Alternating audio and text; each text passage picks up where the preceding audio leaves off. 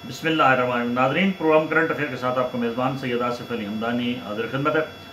नाज़रीन, सियासी हलचल जो है वो तेज़ हो चुकी है और आज एक मरतबा फिर वज़ीर आज़म शहबाज शरीफ ने PTI को बाज़ाब्ता मुज़ाकरात की दावत दे दी है।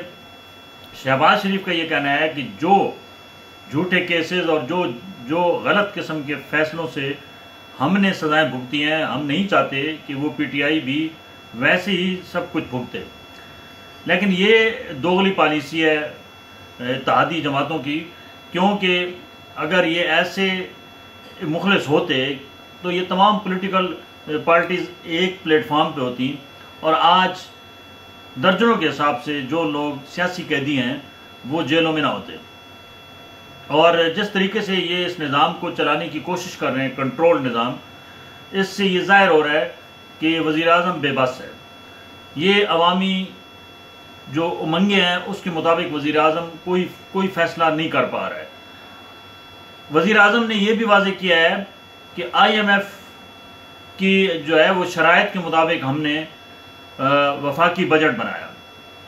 सद अफसोस, आप दावे करते हैं अवाम के नुमाइंदे होने के और IMF से भीख मांगने के लिए आप जो है वो उनकी शराइत पे अवाम पे महंगाई का तूफान लाद रहे हैं। जिस तरीके से आपने बिजली के निर्ख बढ़ाए हैं, जिस तरीके से आप बाकी अशिया खुर्दनोश की जो अभी आप 1300 अरब रुपए के नए टैक्स लगा रहे हैं, इससे अवाम के आने वाले दिनों में भरकस निकल जाएगा।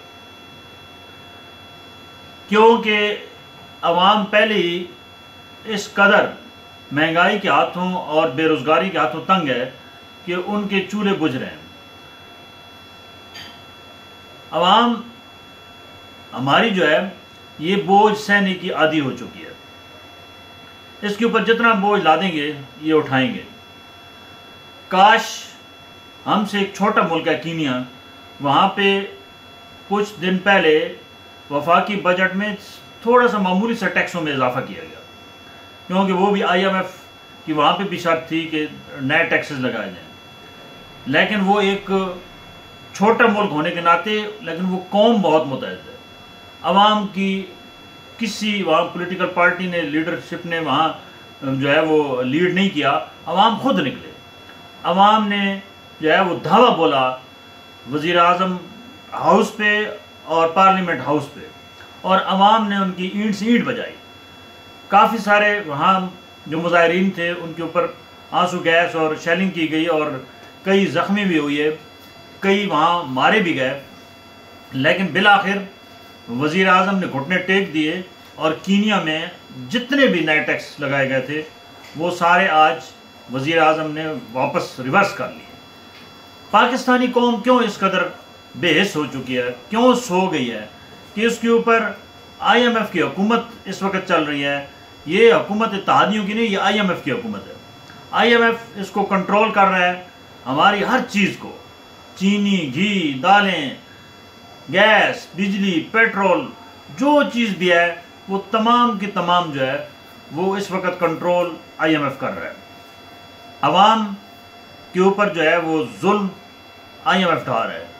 IMF ये क्यों नहीं पूछता कि ये जो अशराफिया है जिनके अरबों खरबों की जायदादें हैं, वो IMF क्यों नहीं शर्त रखता कि आप अपनी जायदादों का आधा हिस्सा जो है वो वापस लाएं, क्योंकि वो हमसे जो आप लोगों ने मुख्तलिफ औकात में कर्जे लिए हैं वो उनसे आपने बाहर अंपायर खड़ी कर दी हैं। IMF क्यों नहीं पूछता कि ये मुफ्त बिजली क्यों दे रहे हैं, हज़ारों नहीं लाखों की तादाद में मुलाजमीन को ये हमारे टैक्सों से ये बिजली जो है वो इन अशराफिया को दी जा रही है। IMF क्यों नहीं पूछता कि जो बड़े लैंडलॉर्ड हैं, जो अरब खरबपति हैं, वो इस मरतबा IMF का कर्जा उतारें वो और किस्त दें।